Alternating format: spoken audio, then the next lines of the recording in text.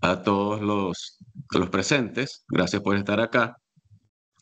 Por favor, dígame si ven la presentación.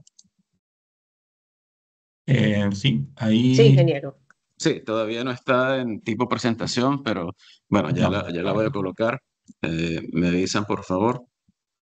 ahí la estamos viendo Tipo y presentación. perfecto. Ok, Se lo ve buenísimo. en formato presente. Sí, una vez más, gracias Alberto, también Lorena y Camila, que estuvieron en mucho contacto conmigo por la oportunidad. Gracias a todos quienes se conectaron eh, a la presentación.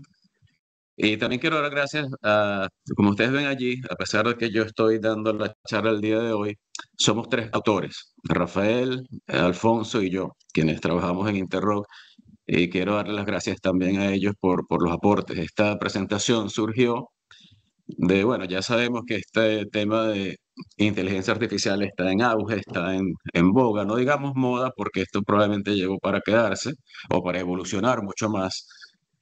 Y una vez estábamos hablando acerca de inteligencia artificial hace unos meses ya, y bueno, cada uno de nosotros, por su lado, digamos, estaba plasmando ideas en una pequeña presentación y decidimos unirlas, y de allí salió esta presentación que estamos dando el día de hoy. Entonces, nuevamente, Rafael y Alfonso, gracias por el aporte y por la participación. El día de hoy vamos a ver un poco sobre los antecedentes y evolución histórica de inteligencia artificial relacionado con lo que es petrofísica y evaluación de formaciones. Hablaremos sobre la teoría de modelos de inteligencia artificial aplicados en petrofísica, algunos casos de estudios que corresponden a proyectos realizados por nosotros a lo largo del tiempo. Seleccionamos algunos de muchos. Y hablaremos un poco sobre el futuro de inteligencia artificial en petrofísica, quizás algunas reflexiones, ¿no?, sobre este tema que, como dije, está muy en boga últimamente. Y finalizaremos con algunas conclusiones. En cuanto a los antecedentes de la inteligencia artificial, se dice que esta tiene sus raíces en la lógica y algoritmos de los griegos y las matemáticas de los árabes. O sea, es algo que data de hace mucho tiempo, tal vez no con el nombre como lo conocemos actualmente, pero las ideas y conceptos estaban allí o existían desde hace mucho tiempo. De hecho, un segundito, no está pasando la... Ahí va. El concepto de razonamiento artificial se dice que data del siglo XIV. Al final del siglo XIX se desarrollaron lógicas formales muy poderosas y para el siglo XX se crearon máquinas bastante capaces de utilizar estas lógicas y estos algoritmos. Entonces estamos hablando de algo que no es nada nuevo. En cuanto a las redes neuronales, que quizás, no lo voy a decir que son, pero son de mucho uso en petrofísica, la historia de las mismas se remonta a la década de los 40. Algunos de los pioneros en este campo son estos señores McCullough y Pitts, quienes publicaron un artículo donde propusieron un modelo de neurona artificial, mientras que en 1949 este señor Hebb publicó un libro donde introdujo la idea de la sinapsis hebbiana, la cual es fundamental para el aprendizaje en redes neuronales.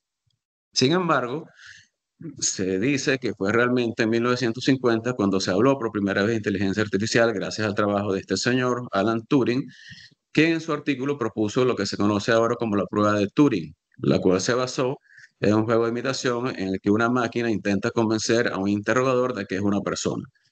Un ordenador logró en 2014 superar esta prueba, considerándose este un hito histórico. Hablemos un poco ahora sobre la evolución. Algunas fechas importantes en lo que es la evolución de la inteligencia artificial. Ya vimos que en la década de los 40 tuvimos los trabajos de McCullough y Pitts y de Hebb. En 1950 o en la década de los 50 el test de Turing. En 1956 se desarrolló la conferencia de Dartmouth, la cual se considera el origen oficial de la inteligencia artificial como campo de estudio. En esta conferencia se acuñó este término y se discutió cómo las máquinas podían resolver problemas humanos. En las décadas de los 60 y 70 se desarrollaron los primeros algoritmos, algunos sistemas como ELIZA, el cual es un programa de procesamiento que simulaba una conversación con un terapeuta, además de varios sistemas expertos. El auge de los sistemas expertos fue en la década de los 80, especialmente en áreas como la medicina y la industria en general. En la década de los 90 se desarrolló la inteligencia artificial aplicada, que creo que muchos de nosotros recordamos la computadora de IBM Deep Blue, la cual se hizo famosa en aquel momento porque derrotó al campeón mundial de ajedrez Garry Kasparov. En la década de 2010 empezó a aparecer con mayor fuerza lo que es el deep learning o aprendizaje profundo, lo que es las redes neuronales. Lograron avances revolucionarios en muchas áreas. En 2016, una fecha importante con el desarrollo de AlphaGo, un sistema de inteligencia artificial de DeepMind, que derrotó al campeón mundial de este juego Go, lo cual también marcó un hito importante. En la actualidad, tenemos modelos generativos y multimodales como GPT y DALL-E, que han demostrado la capacidad de la inteligencia artificial para generar texto, imágenes y mucho más, y además han permitido la democratización o acceso de muchas personas a esta tecnología. Básicamente, tenemos en nuestro celular o podemos tener en nuestro celular tecnología de inteligencia artificial. Ahora, en cuanto a petrofísica, le quiero mostrar, digamos, evaluación de formación en general, vamos a mostrar algunos hitos de información que recopilamos y fíjense que todas ellas datan del siglo pasado y esto está hecho así adrede, ¿no? Fíjense que en 1961 se escribió el primer paper sobre aplicaciones de computación y análisis de perfiles, fue publicado en la revista JPT. Fíjense que varias de estas cuestiones que observamos acá aparecen publicados en la SPWLA, en la SPE, en la APG. En 1981, recuerdan, o muchos de nosotros recordamos el Demeter Advisor para identificar patrones de correlación con Demeter. En 1985, AMOCO desarrolló el sistema experto para análisis de perfiles. A mediados de los 80 tuvimos un sistema experto para correlaciones automatizadas. En 1988, Peveraro y Lee desarrollaron un sistema experto para evaluación de formaciones. Esto fue publicado en la CPWLA y en la SPE. En 1989, el señor Jeff Baldwin, con quien tuvimos la oportunidad de compartir, desarrolló un modelo de redes neuronales para identificar 8 listofasias en un yacimiento de litología compleja, también publicado en la SPE. Y fíjense, en 1990, Porosity Advisor, un sistema experto para interpretación de porosidad en carbonatos. De allí en adelante, 90, 91, 92, mucho desarrollo asociado a redes neuronales para discriminación de fases de arenisca, predicción de permeabilidad en carbonatos, reconocimiento de litología, etc. Y lo que hemos visto después de esta fecha, o en este siglo, si se quiere, es una evolución muy importante de toda esta tecnología que fue desarrollada el siglo pasado y que la conocemos desde hace tiempo, tal vez con otros nombres. Yo recuerdo el primer día que publicaron la publicidad de la presentación, alguien comentó de que las redes neuronales o la inteligencia artificial se utiliza desde hace mucho tiempo en petrofísica y es correcto. Y a pesar de que ahora hay un auge de inteligencia artificial, quizás con otros nombres, las redes neuronales las utilizamos desde hace muchos años. Hablemos un poco entonces de la teoría de los modelos de inteligencia artificial aplicados a petrofísica, no de estos que nos permiten hacer decoraciones o dibujos, imágenes, etc. Primero vamos a definir de manera simple la inteligencia artificial. Son sistemas o máquinas que simulan la inteligencia humana para realizar procesos y tareas que se pueden mejorar iterativamente a partir de la información que se va recopilando, es decir, perdón, a partir que se le va incorporando más datos. Estos son procesos como aprendizaje, razonamiento y autocorrección. Las aplicaciones particulares de inteligencia artificial incluyen sistemas expertos, reconocimiento de voz y visión artificial, empleando, entre otras cosas, redes neuronales, machine learning, etc. Una cosa que quiero, bueno, que vean acá al final o en la parte inferior de cada lámina, estamos mostrando, o de la mayoría de las láminas, las referencias de donde obtuvimos la información. Y fíjense, esta lámina es bien interesante, porque acá tenemos la inteligencia artificial nuevamente definida como la capacidad de las máquinas para imitar el comportamiento humano y tenemos dentro de todo lo que es inteligencia artificial engloba la machine learning, deep learning y la inteligencia artificial generativa. El machine learning o aprendizaje automático, siendo la capacidad de las máquinas y programas de aprender de los datos sin estar programados explícitamente para ello, es, si se quiere, un subconjunto de la inteligencia artificial. Mientras que el aprendizaje profundo, deep learning, a esto se refiere básicamente a las redes neuronales, solo que con otro nombre, es un subconjunto del machine learning que utiliza, como ya le dije, redes neuronales para imitar las neuronas del cerebro humano. Por su parte, la inteligencia artificial generativa es un subconjunto del deep learning que genera datos o contenido nuevo basado en patrones aprendidos a partir de datos existentes. Hay varios tipos de Machine Learning. Primero hablemos sobre el aprendizaje supervisado, en el cual se incluyen datos de los cuales ya se saben los resultados y estos datos sirven como calibradores. Entre estos tenemos las regresiones lineales múltiples, redes neuronales, lógica difusa. Luego tenemos el aprendizaje no supervisado, que intenta encontrar patrones en los datos. No se posee una estructura lógica en estos datos. Sin embargo, gracias a estos modelos se segmentan y agrupan los datos en función de características similares. Entre estos tenemos cluster analysis, mapas autoorganizados y componentes principales. Estos 6 son los que vamos a ver durante el día de hoy. Adicionalmente tenemos aprendizaje de refuerzo, el cual es un entrenamiento basado, como dice acá, en recompensas y castigos. Si la máquina lo hace bien, recibe un premio a valor positivo y si lo hace mal, recibe un valor negativo. La regresión lineal múltiple es un modelo de relación entre una variable dependiente y dos o más variables independientes a través de una función lineal. Esta función no es necesariamente una recta, sino puede ser un plano o un hiperplano. En este ejemplo genérico, el objetivo de la regresión sería estimar los coeficientes B0, B1, B2, etcétera, que proporcionen la mejor línea o plano de ajuste a través de los datos. La lógica difusa es un enfoque basado en grados de verdad. A diferencia de la tradicional lógica booleana, recuerden aquí el señor por allá por los años 40, de verdadero o falso, en la que se basa la computación moderna. Este concepto apareció por primera vez en la década de los 60, cuando este señor, Sade, se encontraba trabajando en el problema de la comprensión del lenguaje humano por parte de los computadores. Podríamos decir que la lógica difusa es la lógica de las verdades parciales o también la matemática de las propiedades, de las probabilidades, perdón. Por ejemplo, una declaración que diga que hoy está soleado es 100% verdad si no hay ninguna nube, y es 0% verdad si está lloviendo todo el día y el sol no aparece. Pero intermedio tenemos varios, digamos, rangos de probabilidad.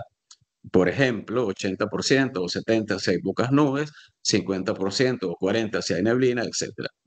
Y lo que nos dice la lógica difusa es que si podemos resolver las probabilidades de los resultados de cada evento, podemos entonces predecir el resultado más probable.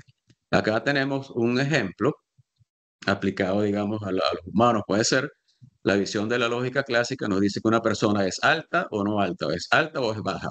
Mientras que la lógica difusa nos dice que puede ser alta, puede ser baja, pero puede tener valores intermedios, digamos, de altura y no necesariamente solo ser alta o baja. Acá tenemos otro ejemplo, la lógica clásica relacionada con un vaso de agua que puede estar caliente o fría, pero la lógica difusa nos dice que hay diferentes grados de temperatura que nos dicen que el agua puede estar caliente, perdón, puede estar tibia, un poco más tibia, un poco menos tibia, etc. La lógica difusa se utiliza en petrofísica básicamente para predecir fases, permeabilidad, perfiles sintéticos, mediante el uso de perfiles originales, resultados de interpretación petrofísica y resultados de análisis de núcleo. Hay dos modelos básicos de predicción, los cuales dependen de los datos de entrada. Datos de entrada con valores fijos, por ejemplo, fases, que a lo largo de un intervalo tienen un mismo valor, y datos con valores continuos, por ejemplo, curvas de perfiles como, o permeabilidad de coronas o núcleos, las cuales van variando en profundidad. Algo que se dice de la lógica difusa y que es bien interesante es que reproduce el rango dinámico de los datos mejor que las regresiones lineales múltiples. Hablemos un poco sobre los componentes o el análisis de componentes principales. Básicamente, es una técnica que permite reducir un conjunto de datos multidimensionales para realizar un análisis transformando las variables correlacionadas en un conjunto más pequeño de variables que se denominan componentes principales. Y estos componentes principales conservan la mayor parte de la información original. Hablemos de un ejemplo aplicado al rostro humano, en el cual tenemos muchas características, pero el análisis de componente principal nos puede ayudar a reducir toda esta cantidad de características a las más importantes, como por ejemplo forma de los ojos, forma de la boca, forma de la nariz, lo cual facilita la tarea de identificación. Esto es algo propio de este análisis, pero que genera un conjunto de pesos denominados vectores Eigen para cada componente principal, y estos representan las características faciales de cada persona. Tal vez en la próxima lámina lo veamos un poco mejor. En petrofísica, la técnica de análisis de componentes principales se puede utilizar como un método preliminar para combinar múltiples registros en uno o dos sin perder información. para tareas como correlación, análisis de fases y también muy importante como datos de entrada para análisis de regresiones, redes neuronales, cluster análisis, etc. Acá tenemos un ejemplo en petrofísica. La matemática nos dice, bueno, que los datos se normalizan restando la media y dividiendo por la desviación estándar. Estas curvas de componentes principales se calculan a partir de los vectores Eigen mediante la multiplicación de las curvas normalizadas por el vector Eigen y haciendo la sumatoria de todos los datos de entrada. Bueno, esto es transparente para nosotros, pero los resultados que obtenemos son como este tipo. Por ejemplo, si tenemos 4 curvas de entrada para nuestro análisis, como ejemplo densidad, sónico, neutrón y gamma ray espectral, se generan 4 componentes principales, porque nosotros le decimos que queremos obtener esos 4 componentes principales mediante esta forma que ustedes ven acá. Se utiliza el valor promedio, desviación estándar, se calcula componentes principales. ¿Y qué nos está diciendo los resultados? Como observan acá en la tabla, que el componente principal 1, que es este ejemplo que está acá, tal cual, representa un 58.6% de la variabilidad de las 4 curvas de entrada, mientras que el componente principal 2, el cual no estoy mostrando, representa el 34.3% de la variabilidad de las 4 curvas de entrada, mientras que los componentes principales 3 y 4 representan muy poco de esta variabilidad.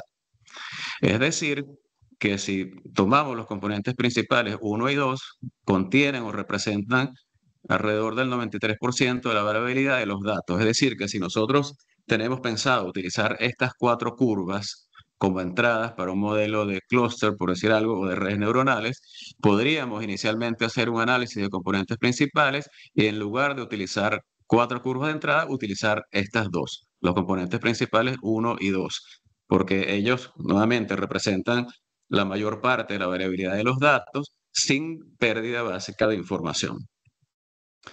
Hablemos sobre el clúster análisis, el cual utiliza rutinas estadísticas para permitir que los datos sean agrupados en clústeres, así se llaman, para producir básicamente un registro de fases eléctricas y estas pueden usarse luego para correlacionarse con fases geológicas definidas en núcleos o coronas o tipos de roca. Este análisis se realiza en 2 etapas. Una etapa 1 basada en una técnica estadística que se llama CAD-MIN, que consiste en agrupar los datos de un número conocido de clúster. Nosotros tenemos que decirle, bueno, cuál es el número inicial de clúster con el que queremos comenzar el análisis. Y también el programa hace una suposición inicial del valor promedio de cada clúster para cada uno de los perfiles de entrada y también asegura que los valores iniciales cubran el rango total de los valores de los perfiles. Esta técnica CAD-MIN es un método de agrupamiento que tiene como objetivo la partición de un conjunto de datos N en un número de grupos K, en el que cada observación pertenece al grupo más cercano a la media. Acá tenemos, bueno, una vez que el programa realiza la rutina y que todos los datos han sido asignados a los clústeres, los nuevos valores promedios de cada clúster son calculados nuevamente y utilizando estos nuevos valores, la rutina comienza nuevamente a reasignar los datos a los clústeres, continuando este ciclo hasta que los valores promedios entre un ciclo y el ciclo siguiente no varíe, es decir, hasta que se logre la convergencia. La segunda etapa del proceso de análisis de clúster es un poco más manual. Consiste en tomar los clústeres iniciales, que usualmente son 15 o 20, dependiendo de realmente lo que queramos, y agruparlos en un número manejable de clúster que esté asociado a las fases geológicas. Esto puede implicar que, por ejemplo, si tenemos 4 o 5 o 6 fases descritas en los núcleos o coronas, nosotros llevemos entonces el número de clústeres iniciales de 15 o 20 a 4, 5 o 6. Esta etapa se llama consolidación de clústeres. Estos resultados pueden ser graficados en un dendrograma, como observan acá, el cual muestra cómo los clústeres fueron combinados. Fíjense acá, vamos a ver el primero, que se llama mínima distancia entre todos los objetos en los clústeres. Fíjense, inicialmente teníamos, estos son los 15 clústeres, un conjunto de clústeres que eran los azules, fueron agrupados hasta lograr este clúster que está acá. Y fíjense que estos clústeres de acá no fueron agrupados. Esto representa, acá fíjense, se agruparon 1, 2, 3, 4 clústeres azules y así sucesivamente. De acuerdo a la información que nosotros hemos obtenido de GeoActive Limited, que es el programa de petrofísica o el software que nosotros utilizamos, el IP, en teoría, este método que se llama minimizar la distancia de la suma de los cuadrados dentro del clúster es el que resulta mejores resultados para separar las diferentes litologías de los perfiles, es decir, la electrofase. Y nosotros, bueno, lo hemos probado y efectivamente sí nos da mejores resultados. Hablemos un poco de las redes neuronales artificiales, el cual es un método de aprendizaje inspirado en la estructura y el funcionamiento del cerebro humano y se utiliza para mapear y ajustar un conjunto de variables de entrada y salida, el cual se realiza en unos elementos que se denominan neuronas artificiales que están interconectadas en forma de red y divididas en capas. Estas redes están diseñadas para procesar la información de manera similar a como lo hacen nuestras neuronas. ¿Cómo funciona? Bueno, la red neuronal está compuesta por nodos que están organizadas en capas. Una capa de entrada que recibe los datos, ¿verdad? Los datos iniciales, capas ocultas que procesan estos datos mediante funciones, algoritmos, etcétera, y luego una capa de salida que genera los resultados, ya sea una clasificación o una predicción que queremos realizar. En el contexto de las redes neuronales, una neurona es una función que recibe uno o más valores de entrada, le aplica la lógica, fíjense más o menos como vemos acá en la gráfica, y luego genera un resultado, mientras que una red neuronal representaría un conjunto de funciones. En petrofísica las usamos para predecir fases, permeabilidad, porosidad, perfiles sintéticos, también mediante el uso de perfiles originales, resultados de evaluación petrofísica, resultados de análisis de núcleos o coronas. Las redes neuronales que se utilizan convencionalmente en petrofísica o evaluación de formaciones se caracterizan por ser un aprendizaje de tipo supervisado. Es decir, el aprendizaje se logra comparando directamente la salida de la red con una respuesta ya conocida. Utilizamos datos de calibración, por ejemplo, si queremos generar una curva de permeabilidad, utilizamos datos de núcleos de permeabilidad para entrenar a la red. Y en función de ese entrenamiento, entonces podemos realizar o podemos utilizar la red neuronal para predecir la curva de permeabilidad utilizando un patrón de datos de entrada y salida. Las redes neuronales, y esto es importante saber, no son válidas para resolver cualquier tipo de problemas. Tienen que estar específicamente diseñadas para el tipo de problemas que se quiere resolver. Yo diría, aunque no conozco a todos, pero que todos los software de interpretación petrofísica tienen incorporadas redes neuronales justamente para hacer este tipo de interpretaciones asociadas a evaluación de formaciones. Los mapas autoorganizados son técnicas de aprendizaje automático no supervisada que se utiliza para organizar datos en una representación de baja dimensión, que generalmente es bidimensional, a partir de un conjunto de datos de mayor dimensión. Esto facilita la visualización y el análisis. Es muy útil para clasificar datos, pues permite encontrar patrones dentro de grandes volúmenes de información sin necesidad de etiquetado previo. ¿Para qué utilizamos los mapas autoorganizados? Para predecir fases, permeabilidad, porosidad, perfiles sintéticos, mediante el uso de perfiles originales, resultados de evaluación petrofísica, resultados de análisis de núcleos.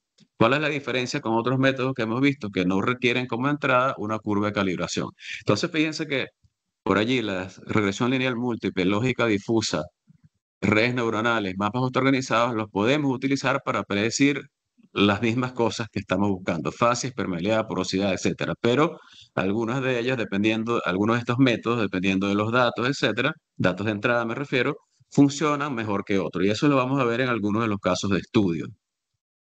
El ojo experto, este es un módulo que existe en IP, no estoy seguro si lo tienen otro software, está diseñado para ayudar a identificar las curvas de entrada más adecuadas para predecir una curva objetivo. Este módulo ejecuta múltiples métodos y algoritmos de Machine Learning para obtener la mejor combinación posible de curvas de entrada para el flujo de trabajo que nosotros queremos realizar y construir un modelo de aprendizaje que sea más eficiente y más efectivo. Por ejemplo, si nosotros queremos determinar la permeabilidad a partir de estas curvas que están acá, estos datos de entrada, densidad, resistividad, gamma ray, neutrón, sónico y tensión, entonces, ¿qué hacen los expertos? Él toma los datos originales, le aplica diversos algoritmos de Machine Learning y jerarquiza los datos de acuerdo a su utilidad, llamémoslo así, para determinar en este caso permeabilidad. E incluso nos dice, mira, los datos de entrada que debes utilizar para determinar permeabilidad son densidad, gamma ray y neutrón, lo que al mismo tiempo nos dice que el sónico, resistividad y tensión no aportan mucho para predecir en este caso permeabilidad, que es la propiedad que queremos determinar. Vamos a ver algunos casos de estudios que son trabajos, proyectos reales realizados a lo largo del tiempo. Algunos corresponden a yacimientos de arena, limo, arcilla, otros a carbonatos, otros a arenas apretadas, otros a yacimientos no convencionales de shale. El primer caso, el caso de estudio 1, forma parte de un trabajo que realizamos en una arena tight gas, de una arena apretada de gas, y como parte de ese proyecto utilizamos de manera combinada redes neuronales, resonancia magnética y cluster análisis para discretizar la roca nanoporosa que se consideraba roca no yacimiento en una parte de ella que era reservorio y lo que era no reservorio. Inicialmente utilizamos las redes neuronales para determinar permeabilidad. Esta permeabilidad obviamente se utilizó posteriormente para construir el modelo de tipo de roca y para otros cálculos adicionales. Luego se discretizó la porosidad de resonancia magnética en bins, que como sabemos están asociados a diferentes tamaños porales. Y en el modelo de clúster se incorporaron las curvas de estos bins de porosidad de resonancia magnética, así como las curvas de arcilla, volumen de arcilla, perdón, big clay, y volumen de arena big sand, para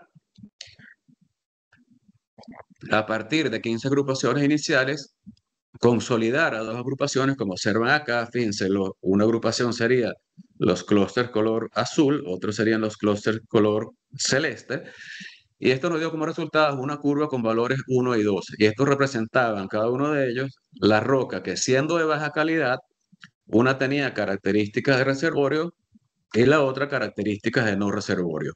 Los resultados los observamos acá. Acá tenemos dos ejemplos. Vamos a ver el de la derecha para facilitar la explicación. En el modelo anterior, que corresponde a este track que estoy señalando, todo lo que observamos en color marrón o color café era considerado no reservorio. Con el modelo nuevo y utilizando la técnica mencionada, entonces toda esta zona no reservorio fue subdividida en zona no reservorio, que corresponde a esta que tiene el sombreado tipo arcilla, y lo que queda en marrón viene a ser zona reservorio. Entonces tuvimos, digamos, una ganancia del espesor neto reservorio bastante importante. Si vemos la tabla de la derecha, en los 7 pozos con corona, acá en la fase 1 que se hizo, digamos, una discretización de los tipos de roca de una manera más manual, si se quiere. Estos eran los espesores de reservorio neto, y en la fase 2, incorporando redes neuronales más cluster análisis, aumentó de estos valores a estos valores que observan acá. Entonces, porcentualmente, fíjense que fue un aumento bastante importante en todos los pozos. En este último incluso más que se duplicó, en este casi se duplicó. Entonces hubo un aumento importante en el reservorio neto, reservas, in place, etcétera. Entonces este fue un resultado bastante importante que obtuvimos con la aplicación de la inteligencia artificial. El segundo caso de estudio es parte de un trabajo que se presentó en el Simposio de Evaluación de Formaciones en Mendoza en el año 2014, ¿verdad? Como parte de ese trabajo, que implicó muchas otras cosas, se estimó la permeabilidad utilizando regresión lineal múltiple, lógica difusa y redes neuronales. ¿Cuáles eran las características de este yacimiento que teníamos, o de estos yacimientos? Teníamos 3 formaciones con características litológicas bastante diferentes, y los perfiles respondían de manera bastante diferente a cada una de estas litologías. Como les comenté, se generaron y se compararon entre sí curvas de permeabilidad a partir de regresión lineal múltiple, lógica difusa y redes neuronales para las 3 formaciones. ¿Y qué obtuvimos? Al final, una curva de permeabilidad combinada, ya que para la formación A, el método que funcionó mejor fue regresión lineal múltiple, para la formación B, lógica difusa, y para la formación C, redes neuronales. Esto es algo que acostumbramos a hacer muchas veces, porque a veces no sabemos cuál de los métodos funciona mejor. Entonces, bueno, aplicamos todos y de manera visual y estadística también determinamos cuál de ellos es el que aplica mejor para determinado yacimiento. Acá tenemos los pozos con corona de las 3 formaciones. Lo que vemos en el primer track es los resultados de la regresión lineal múltiple, el segundo track lógica difusa, el tercer track redes neuronales, y el cuarto una relación simple de permeabilidad y porosidad. Entonces, para la formación A, el mejor resultado lo encontramos acá sombreado en verde, regresión lineal múltiple. Para la formación B, lógica difusa. Para la formación C, redes neuronales. Y acá tenemos, bueno, la formación A, nuevamente regresión lineal, formación B, fíjense, muy buen ajuste con lógica difusa, y la formación C con redes neuronales. El tercer caso de estudio es parte de un trabajo que corresponde a la tesis de grado de Rafael, que debe estar por ahí, de Rafael Paneso. Y fue un trabajo realizado en Vaca Muerta, un trabajo muy interesante, como les dije, como parte del trabajo de tesis de Rafael, donde estábamos buscando un índice de tipo de rocas para yacimientos no convencionales. Y para eso utilizamos el clúster análisis para definir estos tipos de rocas que fueron generados inicialmente de la manera que ya les voy a mostrar. Inicialmente se generó con teníamos muestras para calibrar el índice de tipo de roca en función de TOC, brittleness o índice de fragilidad, porosidad total y saturación de hidrocarburos. Sabemos que estas son propiedades fundamentales para evaluar el potencial de este tipo de yacimientos. Esta es la forma como se construyó, o la ecuación para construir el índice de tipo de rocas, ¿verdad? Donde W1 a W4 son los pesos para cada una de las propiedades normalizadas. Se normalizaron las propiedades y estos fueron los pesos asignados. Posteriormente se construyeron diagramas multivariables para cada una de las 200 muestras disponibles, 212 muestras disponibles, perdón.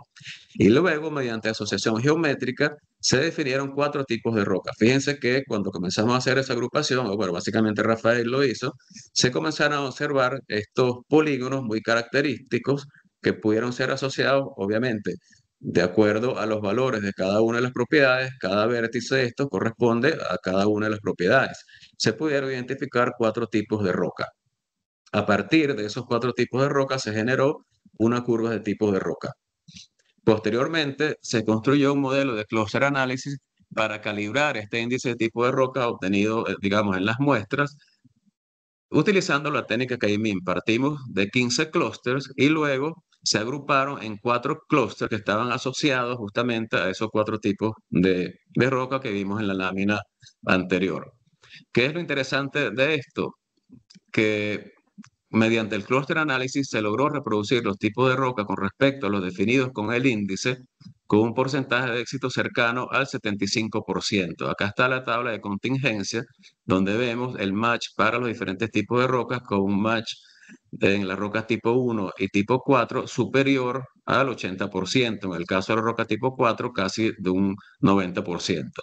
Y el buen ajuste logrado avala la metodología propuesta para determinar tipos de rocas en yacimientos no convencionales de shale. Acá tenemos los resultados, o la comparación de los resultados. Claro, tenemos la escala muy, muy reducida, pero fíjense en este track que estoy mostrando, el de la izquierda de los tipos de rocas, tenemos las definidas a partir del índice, y en este track que está acá al final, a la derecha, tenemos las definidas a partir del cluster análisis. Fíjense que hay muy buena correspondencia. Bueno, ya lo vimos estadísticamente, corresponde en general a un 75% de ajuste de éxito. El cuarto caso de estudio corresponde o forma parte de un proyecto que fue presentado en el LACPEC de Buenos Aires en el año 2001. Acá tenemos los coautores de ese trabajo, creo que a Roberto lo vi por allí también.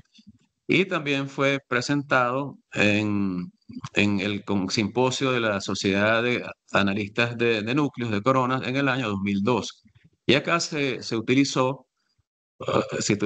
metodologías de interpretación de perfiles viejos, modelados de resistividad, redes neuronales para caracterizar tipos de roca y reestimar reservas. Este fue un trabajo realizado en la cuenca oriental de Venezuela. ¿Cuál era el problema que teníamos acá? Bueno, que teníamos nuevamente perfiles viejos, una curva de resistividad que está muy distante al valor de resistividad profunda, que está muy distante al valor de resistividad verdadera, por lo cual se utilizó un modelado de resistividad que se llamaba el programa RT-MOD o RT-MOD, para obtener curvas de RT y RO en pozos antiguos de los años 60 y 70, que solo contaban con curvas de SP, Short Normal y Long Normal.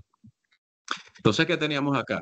Como les dije, una resistividad muy atenuada por las laminaciones, por presencia de clastos de arcilla y otros motivos, y la resistividad profunda era muy diferente a la resistividad verdadera. Obviamente, los resultados de la interpretación petrofísica habrían sido muy pesimistas o eran muy pesimistas previo a aplicar esta metodología. Como datos de entrada, teníamos las curvas de resistividad somera y profunda, resistividad del lodo, diámetro del pozo, el tipo de herramienta de resistividad y el espaciamiento de electrodos. Estos datos fueron llevados al modelado, al programa RT-MOD, y se obtuvo como resultado una curva de RT modelada, fíjense más o menos con esta forma que representaba mejor las intercalaciones de arcilla y un valor mucho más alto. Si vemos la comparación de los datos originales, fíjense para los dos pozos, para estos dos pozos, los datos originales, fíjense la curva de resistividad profunda en color rojo y el resultado de RT después del modelado, para el pozo 1, para el pozo 2. Fíjense este valor acá, este pozo que está acá, o este valor, perdón, de RT que está acá. Luego se entrenó una red neuronal con la curva de SP, RXO, porosidad de núcleo y porosidad efectiva. Esta porosidad efectiva se obtuvo a partir del R16 utilizando metodología de interpretación de perfiles viejos, obviamente calibrando con los valores de porosidad de núcleos, para obtener una curva de porosidad de núcleos. Esta es la arquitectura de la red neuronal que se utilizó y acá mostramos los resultados donde vemos para el pozo A y B un gráfico que muestra la porosidad efectiva obtenida contra la porosidad de núcleos o coronas, donde fíjense que hubo muy buen match. Luego, como parte del proyecto, se generó un modelo petrofísico integrado basado en la caracterización de tipos de roca. Recuerden, teníamos una porosidad que venía de redes neuronales, también, de hecho, el valor de permeabilidad. Se utilizaron valores o pruebas de presión capilar de inyección de mercurio para definir unidades de flujo. También se calculó un valor de saturación de agua en función de la altura a partir de la integración de estas curvas de presión capilar con otros datos de petrofísica avanzada. Esto sirvió para validar y ajustar la posición del contacto agua-petróleo para el yacimiento. Y este ajuste significó un aumento en área bastante importante que implicó un incremento del original in place del 26%. Entonces fue algo positivo que obtuvimos del uso de la inteligencia artificial, entre otras cosas que se hicieron en este proyecto. Este caso de estudio 5 fue un proyecto realizado recientemente, un yacimiento de carbonatos fracturados en México, donde se utilizaron lógica difusa, clúster análisis y mapas autoorganizados para replicar facies de núcleos. Inicialmente se generaron curvas de litofacies a partir de las descripciones realizadas en los núcleos o coronas. Se construyeron los modelos de inteligencia artificial para reproducir estas facies, utilizándose como entradas curvas del modelo petrofísico previamente realizado, como Big-Clay, porosidad total, en la relación permeabilidad sobre porosidad, y también del modelo de física de rocas, como impedancia acústica y BPBS, las cuales sabemos que tienen relación con las características de los litotipos que habían sido descritos en los núcleos. Aquí están los resultados. Tal vez esta lámina no se aprecia muy bien. Acá tenemos los resultados de las fases definidas con cluster análisis, las fases definidas con mapas autoorganizados y las fases definidas con lógica difusa. Pero cuando vamos a ver los resultados estadísticos, vemos las tablas de contingencia de cluster análisis apenas reproduce, bueno, un valor bastante bajo, ya lo vamos a ver en la tabla. Acá lo tenemos de un 43.71%. Nosotros pensamos que ese valor quizás se pueda mejorar o se pudo haber mejorado jugando un poco, o, entre comillas, jugando, ¿no? Con los datos de entrada, con el número de clúster, etcétera. Pero fíjense el valor de los ajustes obtenidos con los mapas autoorganizados, casi un 90%, lo cual nos llevó definitivamente a tomar ese resultado como el resultado final. Acá en esta tabla que les mencionaba, fíjense que de un espesor de núcleos de 77 punto medio metros, más o menos, con la lógica difusa se logró reproducir alrededor de un 75%, el éxito con el clúster análisis, que fue alrededor un poco más del 40%, pensamos que se puede mejorar, pero ya con este resultado de 88% lo podemos obtener como un resultado final. Es un muy buen ajuste. Y de los últimos casos de estudio vamos a mostrar la aplicación de clúster análisis para determinar tipos de rocas y determinar saturación de agua irreductible en yacimientos carbonáticos complejos. Este es un proyecto realizado en un yacimiento offshore en el oeste de Venezuela. ¿Cuál era la problemática acá? Teníamos unos tipos de rocas muy heterogéneos y esto nos sugería que un análisis convencional de la geometría poral no sería adecuado o suficiente para caracterizar los yacimientos. Había 11 tipos de rocas descritas en los núcleos y a veces no era tan sencillo, perdón, diferenciarlas. ¿Qué observamos también? Mucha incertidumbre en algunos datos de presión capilar por inyección de mercurio.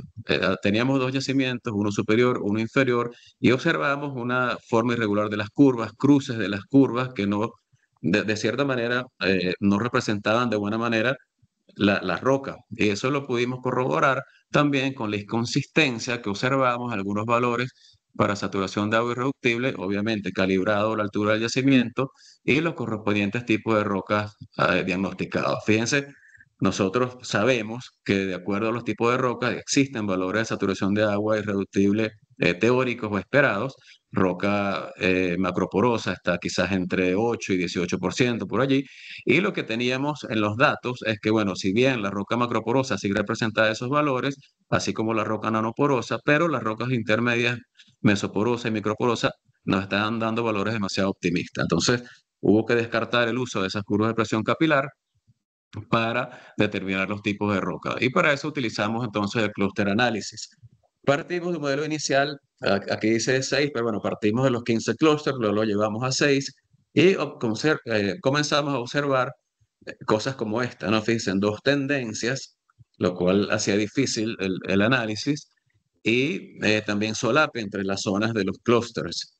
Acá tenemos gráficos de CAFI, fíjense que tenemos las curvas tipo Winland o tipo Pitman, donde se observa también las tendencias y los solapes. Fíjense acá este clúster color fucsia está básicamente por encima de los clústeres azul y verde, mientras que el clúster azul lo podemos observar, perdón, acá abajo y acá arriba también. Entonces, ¿qué comenzamos a hacer acá? Bueno, a probar un poco el cross análisis, comenzamos a ir de 15 a 12, a 10, a 8, que fue el resultado final. Y algo muy importante, y es lo que queremos resaltar acá, la incorporación del PEF en el modelo de clúster. Probablemente en una primera instancia no lo consideramos y creo que la mayoría de nosotros acá inicialmente no consideramos utilizar el PEF en un modelo de este tipo, pero cuando utilizamos el PEF, lo incorporamos al modelo, ¿qué comenzamos a observar? Vamos a mostrar primero gráficos de densidad versus K sobre phi. Se siguen observando las tendencias que les mostré anteriormente para 6, 7 y 8 clústeres. Pero con el PEF, ¿qué pasa? Fíjense acá, hubo una agrupación de los clústeres que era un poco más clara. Para el yacimiento superior, que es el que observamos acá, en el medio, en los gráficos de PEF versus K sobre phi para 8 clústeres, fíjense que los clústeres se agrupaban, se comenzaron a agrupar de manera vertical y a visualizar mucho más fácil, y para el yacimiento inferior se comenzaron a agrupar de una manera, si se quiere, más horizontal y se podían visualizar mucho más fácilmente. Entonces, la incorporación del PEF fue muy importante, fue crucial, lo que nos dice, como hemos venido hablando durante la mañana, que utilizar datos de entrada que sean los adecuados es también importante. Acá tenemos el resultado final. Bueno, no vamos a ir a detalle sobre esta gráfica, pero al final del modelo de clúster, de las 11 tipos de rocas, se pudieron reproducir 8, 3 en el yacimiento superior y 5 en el yacimiento inferior. Sobre el futuro de la inteligencia artificial en petrofísica. Bueno, es esto que no creo que esté escrito en piedra.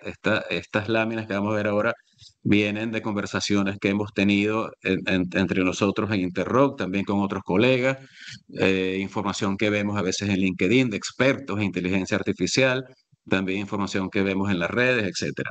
Lo que sí sabemos es que el futuro ya está acá con respecto a la inteligencia artificial, y que la inteligencia artificial está revolucionando la forma en que se analizan, interpretan e integran los datos petrofísicos. En cuanto al análisis e interpretación de datos, podemos identificar patrones y correlaciones de grandes conjuntos de datos que son difíciles de detectar para el ojo humano. En cuanto a la estimación de propiedades petrofísicas, los algoritmos de Machine Learning pueden ayudar a estimar valores de propiedades en mallas tridimensionales, lo cual ayuda a tener modelos de yacimientos mucho más precisos. se están desarrollando soluciones basadas en inteligencia artificial que pueden automatizar el proceso de análisis e interpretación de registros, detección de porosidad en petrografía, entre otros, lo cual mejoraría los flujos de trabajo.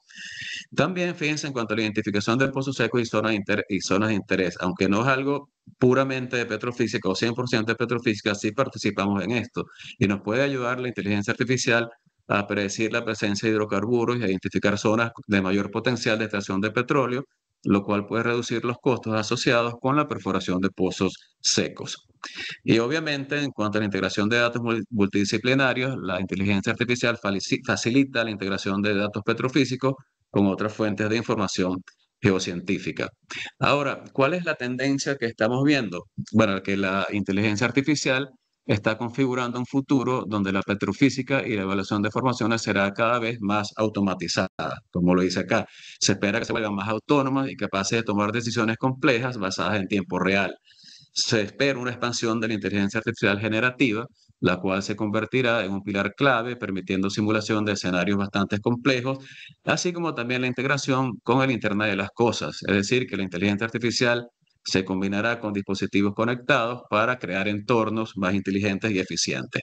Ahora, algo que quizás nos preocupa o preocupa a muchos y es qué pasa con los profesionales con este auge de la tendencia artificial. La tendencia artificial va a reemplazar a los profesionales. Bueno, quizás no. Lo que se prevé es una colaboración, o quizás no en todas las actividades, sí en las actividades repetitivas, probablemente, pero lo que se prevé es una colaboración más estrecha entre la inteligencia artificial y los profesionales, donde los intérpretes se van a convertir en ingenieros de datos y expertos para entender cómo funcionan los algoritmos, cómo preparar los datos, cómo interpretar los resultados. También analistas de alto nivel enfocándose en la interpretación de los resultados de la inteligencia artificial, integración de diferentes modelos, toma de decisiones estratégicas, también la resolución de problemas complejos, ya que tendremos más tiempo para dedicar a problemas más desafiantes y no a las tareas repetitivas, y también seremos o podríamos convertirnos en verificadores y entrenadores de la inteligencia artificial, asegurando que los modelos sean precisos y a su vez proporcionar el conocimiento experto para mejorar los algoritmos. Ahora bien, también hay desafíos a futuro que se plantean y los cuales deben ser abordados de manera responsable. Uno de ellos en cuanto a la cantidad y calidad de los datos.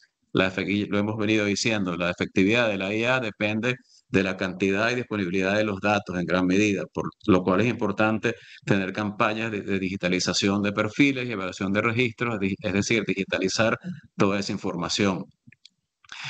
En cuanto a formación y capacitación, necesitamos formar a los profesionales en inteligencia artificial, como hablamos en la lámina anterior, de manera que puedan aplicar estas tecnologías que las tenemos disponibles de una manera más efectiva. El futuro también podría ver la integración de la computación cuántica con la inteligencia artificial para mejorar la velocidad y capacidad de cálculo de algoritmos complejos, especialmente en el modelado y optimización de yacimientos. Pero esto también, a futuro hay consideraciones y éticas de seguridad que debemos considerar, asegurando que la implementación de la inteligencia artificial sea transparente, sea justa y beneficie a todos los involucrados. Entre estos dilemas éticos tenemos los relacionados con privacidad y seguridad de los datos, sesgos y discriminación, desplazamiento laboral, que de cierto modo mencioné hace un par de láminas, responsabilidad y toma de decisiones. ¿Quién asume la responsabilidad? Vamos a decir que la responsabilidad es de la inteligencia artificial porque tomó una decisión o la responsabilidad es nuestra como intérprete. También el uso militar y seguridad, bueno, que ese es otro ámbito que tal vez no nos compete. También en cuanto a la manipulación de la información, ética en la investigación de la inteligencia artificial y por supuesto seguirán habiendo problemas o dilemas asociados al acceso y desigualdad de la tecnología. Para concluir, bueno, veremos algunas, digamos así, conclusiones, valga la redundancia, específicas de los casos de estudios.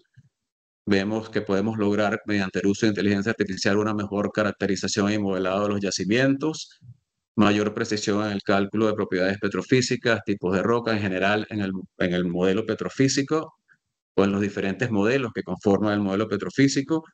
Hubo casos específicos donde hubo aumento del espesor del reservorio neto, área del yacimiento, original gas in place. También pudimos identificar fases prospectivas en yacimientos no convencionales utilizando clúster análisis, validando la metodología propuesta, ¿verdad? mediante el índice de tipos de rocas. Se obtuvo, recuerden el proyecto de los perfiles viejos, donde el modelado y las redes neuronales nos permitieron un cálculo más preciso de resistividad, porosidad. Al integrarse la información, hubo un aumento del área del yacimiento y un aumento del original oil in place. Y también un proyecto donde logramos reproducir fases carbonáticas que probablemente no lo íbamos a lograr por métodos convencionales.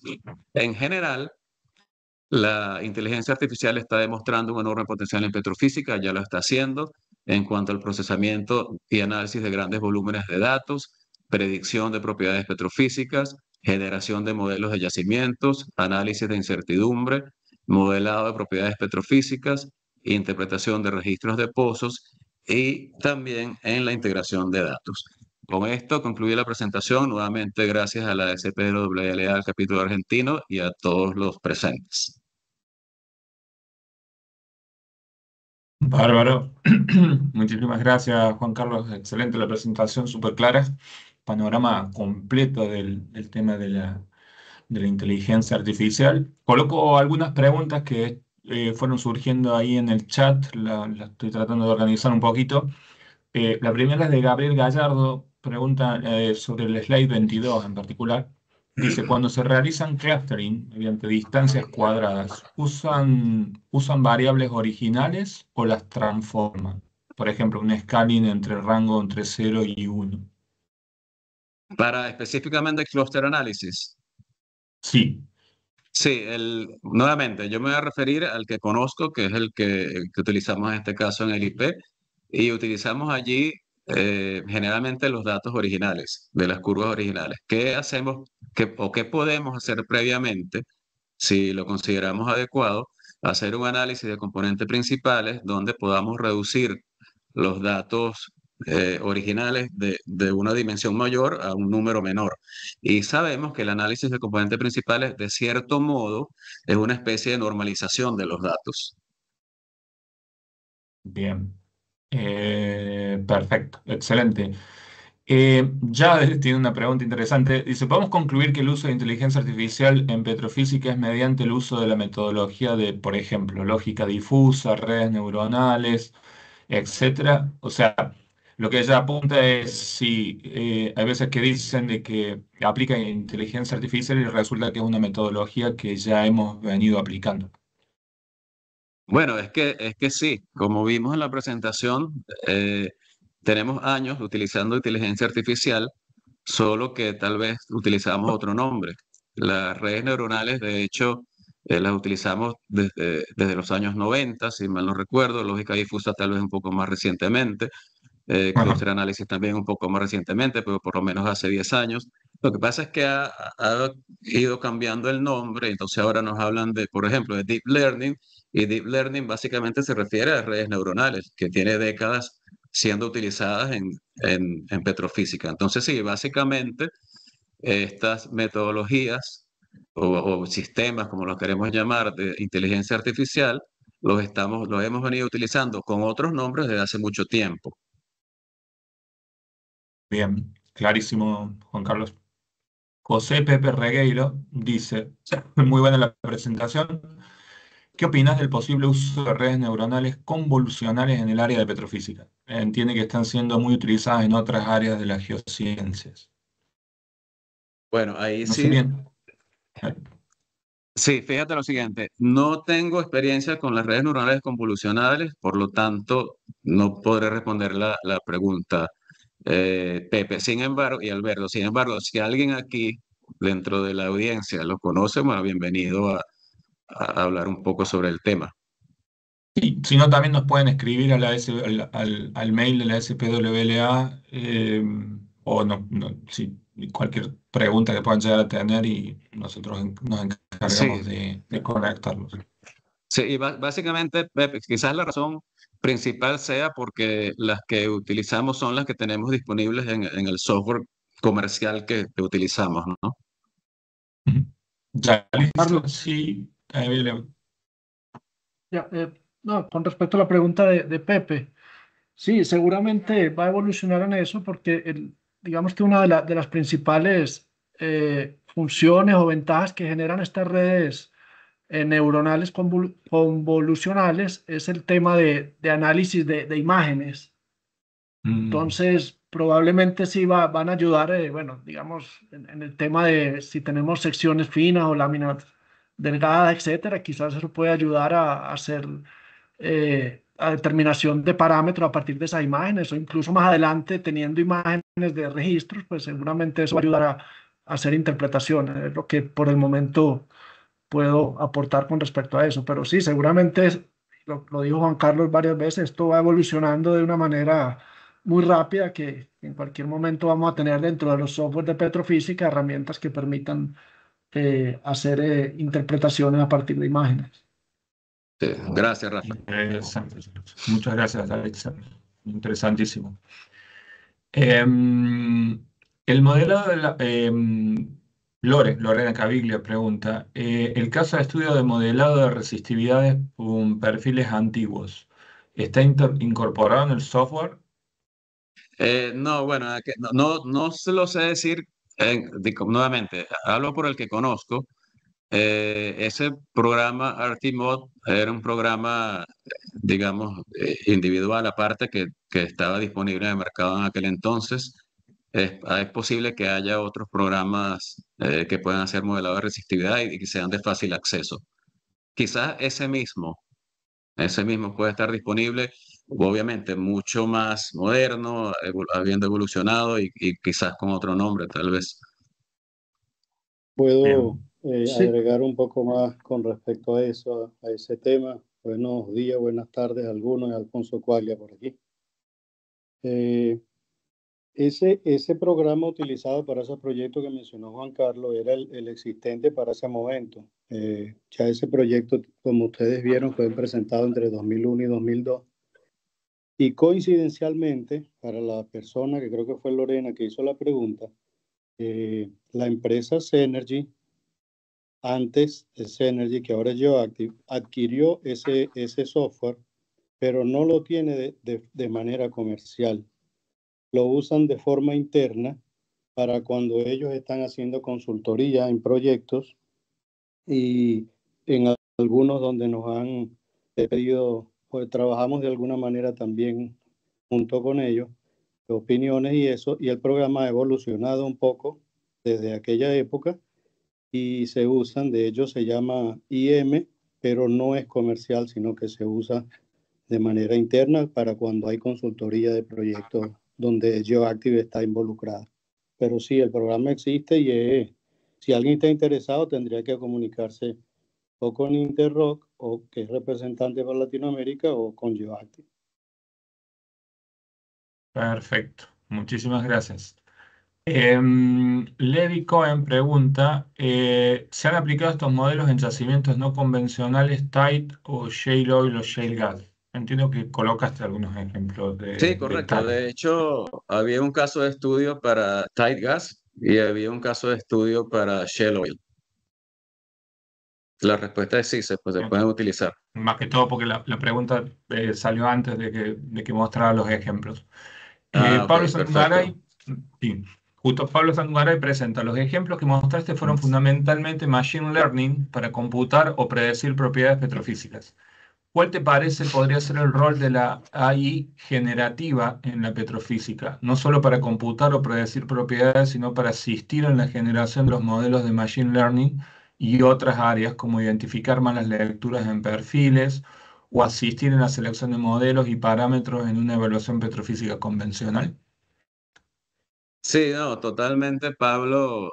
De hecho, el software que nosotros utilizamos nuevamente, que es el IP, y hablo por ese, seguramente los demás también tienen algo similar, lo utilizan para hacer control de calidad, para hacer el QC, detectar justamente valores anómalos, valores negativos, etcétera. Entonces, podemos utilizar ese tipo, podemos utilizar la inteligencia artificial para eso que él menciona, identificar más la lectura en los perfiles, también para identificar malos parámetros, que existe algo ya en el programa, e incluso para correlaciones también.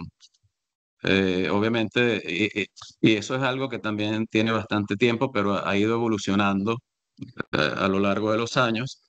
pero esos tres aspectos para correlación, identificación de parámetros y sobre todo el de low quality control, este último es muy, muy útil, porque muchas veces el control de calidad de perfiles viene de una inspección visual y este programa o este módulo que tiene el programa, el software inmediatamente identifica los valores que nosotros le podemos dar como entrada que consideramos anómalos.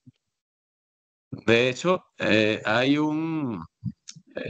íbamos a incluirlo como uno de los casos de estudio, un trabajo que se hizo recientemente en el cual, bueno, participó más directamente Alfonso, que tenía que ver con control de calidad de los perfiles, aplicando diferentes metodologías de machine learning, de inteligencia artificial en general, digamos, ¿no?